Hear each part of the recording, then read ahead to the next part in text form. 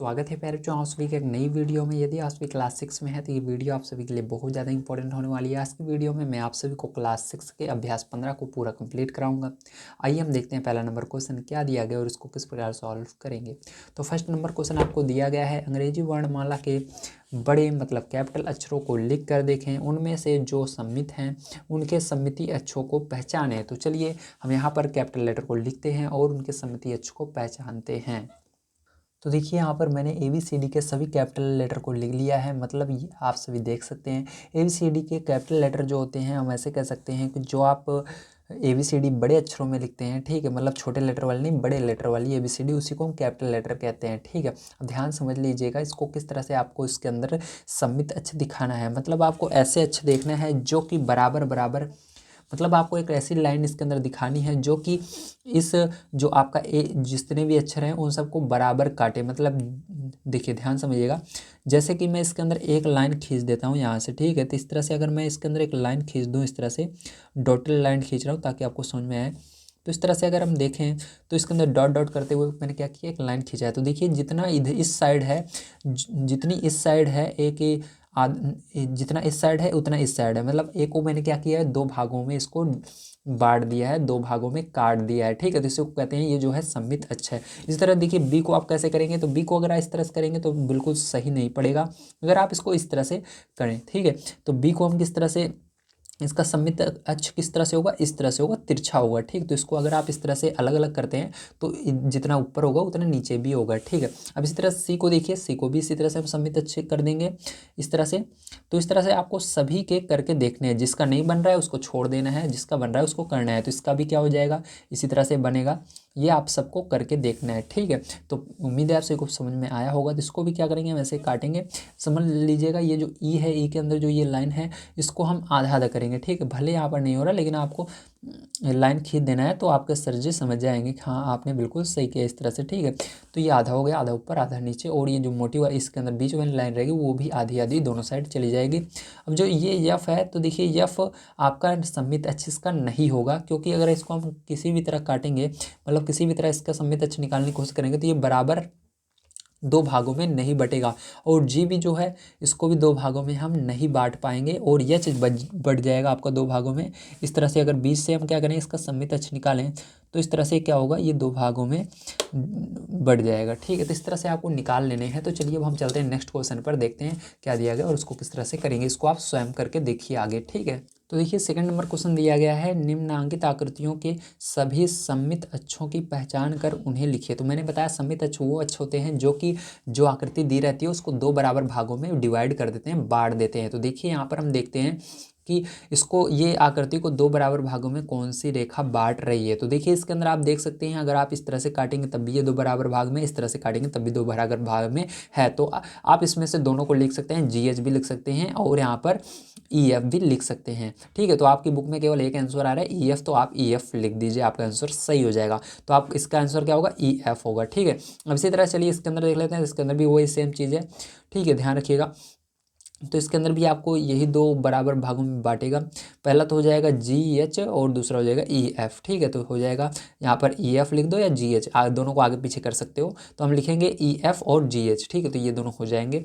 अब इसके अंदर भी आपको दो बराबर भागों में इसको बराबर बांट कर दिखाना है। तो देखिए अगर हम ये वाली लाइन जो है ये क्या करेगी, इसको दो बराबर भागों में बांटेगी, ठीक है, आधा इधर आधा इधर। तो यहाँ पर क्या हो जाएगा, इसका सम्मित अक्ष AD हो जाएगा। समझ में आया, वेरी गुड।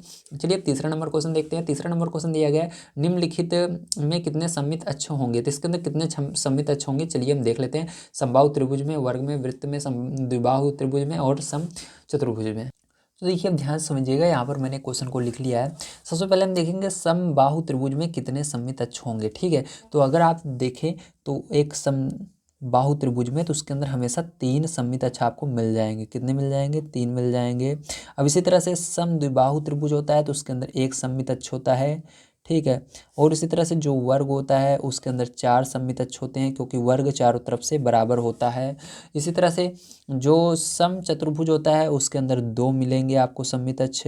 और इसी तरह से जो एक वृत्त होता है उसके अंदर अपरिमित रूप से बहुत सारे मिल जाएंगे। मतलब अपरिमित मतलब बहुत सारे, जितना आप सोच सकते हो, ठीक। हर तरफ से लाइन खींचोगे तो हर तरफ से मिल जाएगा।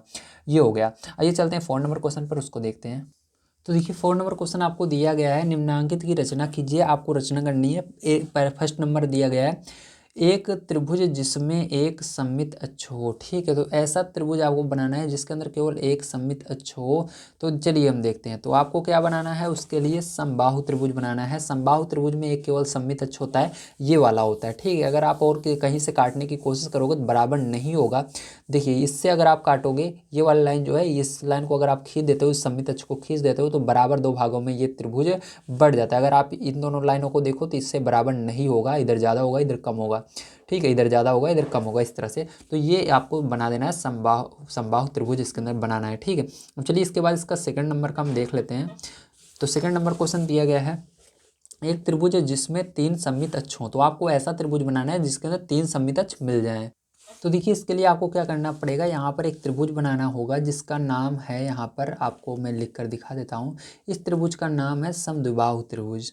तो ये जो समद्विबाहु त्रिभुज है, इसके अंदर आपको पता है कि इसकी दो भुजाएं बराबर होती हैं। ठीक है, तो ये दोनों भुजाएं बराबर हैं। अगर आप यहाँ से देखिए, यहाँ से अगर आप इसके अंदर लाइन खींचेंगे, ठीक इस तरह से, तो क्या होगा, यहाँ पर जितना ये होगा उतना इसके ऊपर भी होगा। ठीक है, और ध्यान रखिएगा इसके अंदर, इधर से जब आप इधर से जैसे इसके अंदर लाइन खींची गई, इधर से खींचेंगे तो इधर भी क्या होगा, ऊपर और नीचे के जो भाग होंगे वो बराबर होंगे। और इस लाइन से तो देख सकते हैं दोनों बराबर ही हैं, इधर वाला भाग इधर वाला भाग। ठीक है, तो इसलिए आपको जब कहे कि ऐसे ठीक है, आपको ऐसे कहे कि आपको एक ऐसा त्रिभुज बनाना हो जिसके अंदर तीन सममित अक्ष हों, तो आपको यही समद्विबाहु त्रिभुज बना देना है। ठीक है, समझ गए आप सभी।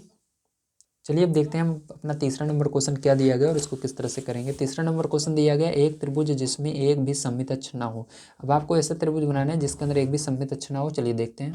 तो इसके लिए हम बनाएंगे विषम बाहु त्रिभुज। ये जो विषम बाहु त्रिभुज होता है, इसके अंदर अगर आप कैसी भी लाइन खींचो, ठीक है, कहीं से भी इसको आधा करने की कोशिश करो, तो बराबर दो भागों में ये विभाजित नहीं होगा। अगर यहाँ से हम एक सीधी लाइन डालते हैं तो देखिए इधर ज़्यादा होगा इधर कम होगा। अगर इस तरह से करेंगे तब भी, इधर से ले जाकर यहाँ तक ले जाएंगे तब भी क्या होगा, इधर ज़्यादा होगा इधर कम होगा। इधर से अगर आप ले जाते हो तब भी ज़्यादा कम होगा। तो ये आपको एक विषमबाहु त्रिभुज बना देना है। तो ये क्वेश्चन हमारा होता है सॉल्व। चलिए इसके बाद अब देखते हैं इसके बाद 5 नंबर क्वेश्चन क्या दिया गया, कैसे करेंगे। तो देखिए इसके अंदर आपको कह रहा है 5 नंबर क्वेश्चन में, एक समषष्ठभुज खींचकर उसके सभी सममित रेखाओं को खींचिए। तो आपको यहाँ पर सबसे पहले समषष्ठभुज खींचना है। तो जिस समषष्ठभुज का मतलब है जिसके अंदर 6 भुजाएं हो। ठीक है, तो देखो 1 2 3 4 5 6 भुजाएं हैं। अब इसके अंदर सममित अक्षों को सभी दिखा देना है। तो देखो इसके अंदर टोटल कितने सममित अक्ष हैं इसको देखेंगे। तो देखिए इसके अंदर हमारे 2 सममित अक्ष होंगे। ठीक है, एक तो देखिए ध्यान समझिएगा, एक तो हम इस तरह से खींचेंगे तो ये एक सममित अक्ष होगा। ठीक है, इस तरह से। दूसरा आपका इस तरह से सममित अक्ष होगा, मतलब दो बराबर भागों में ये बटेगा। और किसी तरह से अगर आप खींचोगे तो ये दो बराबर भागों में नहीं बटने वाला है। ठीक है, तो ये हो जाएगा, इसको इस तरह से दिखा दीजिएगा। चलिए अब हम देखते हैं इसके बाद 6 नंबर क्वेश्चन क्या दिया गया है। 6 नंबर क्वेश्चन दिया गया, अपने आसपास के पर्यावरण का निरीक्षण करके सममित वस्तुओं की पहचान कर उनकी सूची बनाइए। तो आपको खुद ही ढूंढना पड़ेगा ऐसी वस्तुएं जिनको हम सममित, ठीक है, जो सममित वस्तुएं हों जिनको हम बराबर दो भागों में बांट सकें। और बराबर दो भागों में बांटने पर दोनों साइड बराबर रहना चाहिए, किसी तरफ कम या ज़्यादा नहीं होना चाहिए। ठीक है, इसको आप खुद ही इसको लिखिएगा ढूंढ करके। इसके बाद 7 नंबर क्वेश्चन पर हम आते हैं। 7 नंबर क्वेश्चन दिया गया है, निम्नलिखित तालिकाओं को पूरा कीजिए। तो आपको यहाँ पर आकृति दी गई है, सममित रेखाओं की संख्या। ठीक है, तो आपको बतानी है। तो यहाँ पर देखिए इसके अंदर सममित रेखाओं की संख्या कितनी हो जाएगी, ध्यान से देखिएगा। एक तो आप इसको इस तरह से बांटेंगे तो बराबर ऊपर होगा और नीचे भी होगा, इस तरह से बांटेंगे तब भी। तो इसके अंदर 2 होगा, तो इसके अंदर 2 लिख देंगे हम। ठीक, इस तरह से। अब इसी तरह से आपको इसके अंदर देखना है, तो इसके अंदर भी 2 होगा। एक तो इस तरह से आप बांट सकते हो, एक इस तरह से बांट सकते हो। तो इसके अंदर भी 2 लिख देना है। इसको देखो इस तरह से बांट सकते हो, इस तरह से बांट सकते हो, तो इसके अंदर भी 2 होगा आपका। इसके अंदर देखो आप इसको केवल ऐसे बांटोगे, इस तरह से बांटोगे, देखो ये दोनों बिंदु इसके अंदर आएगा, ये दोनों कोण इसके अंदर आ जाएगा। लेकिन इस तरह से बांटने पर एक कोण इस दोनों में रहेगा, एक एक कोण। ठीक है, लेकिन इस तरह से नहीं बांट सकते, तो इसमें केवल एक रहेगा।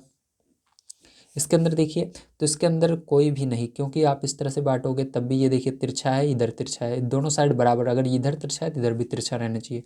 तो इसके अंदर कोई भी नहीं है, तो कोई भी नहीं,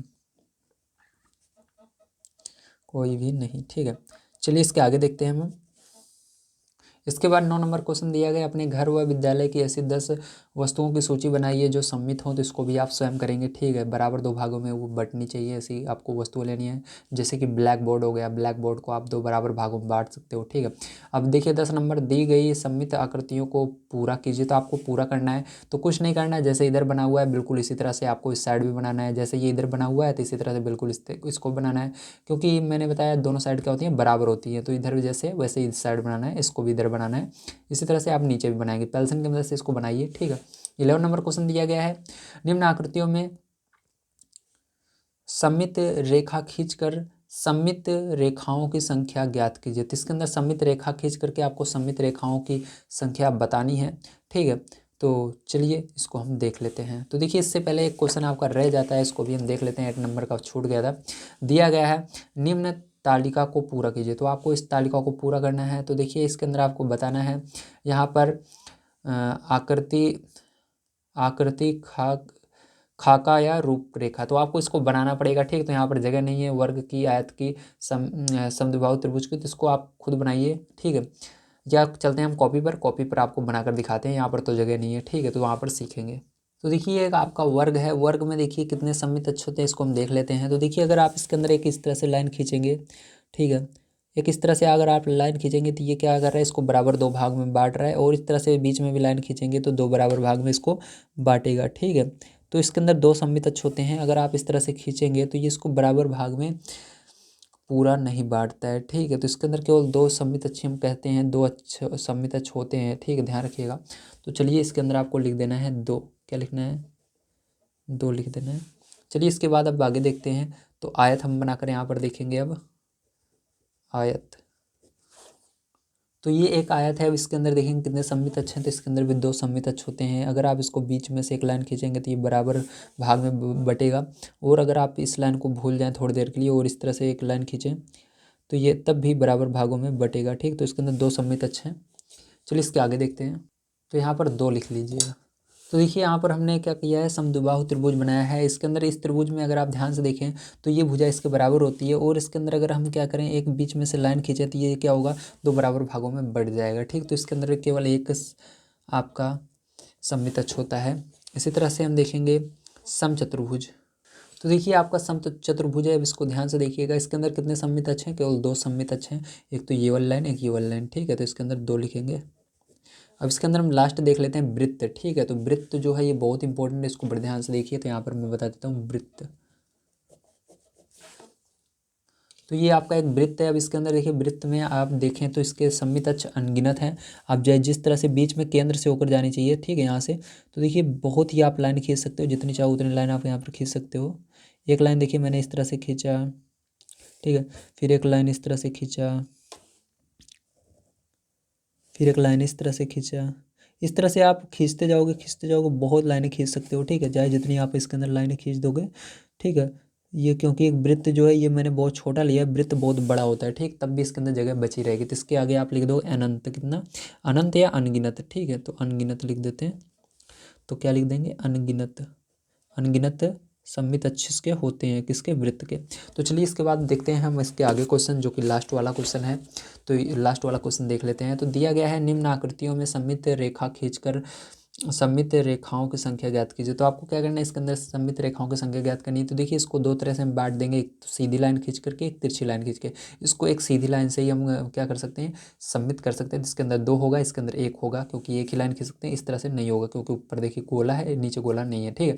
तो दोनों साइड बराबर होनी चाहिए, तो ये केवल एक सममित अक्ष। इसके देखिए इसके अंदर आपके कितने सममित अक्ष होंगे।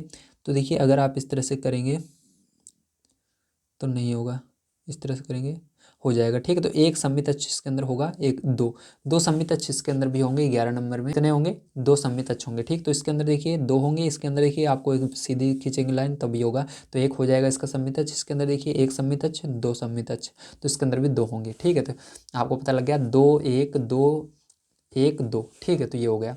तो उम्मीद है आप सभी को समझ में आया होगा। आज की वीडियो में मैंने आप सभी को अभ्यास 15 के सभी क्वेश्चनों को सॉल्व कराए हैं। कल की वीडियो में हम देखेंगे अभ्यास जो आपके इकाई 16 है, क्षेत्रमिति, इस चैप्टर को हम स्टार्ट करेंगे। तो मिलते हैं अगली वीडियो में। वीडियो देखने के लिए धन्यवाद। आप सभी का दिन शुभ हो। Thank you very much.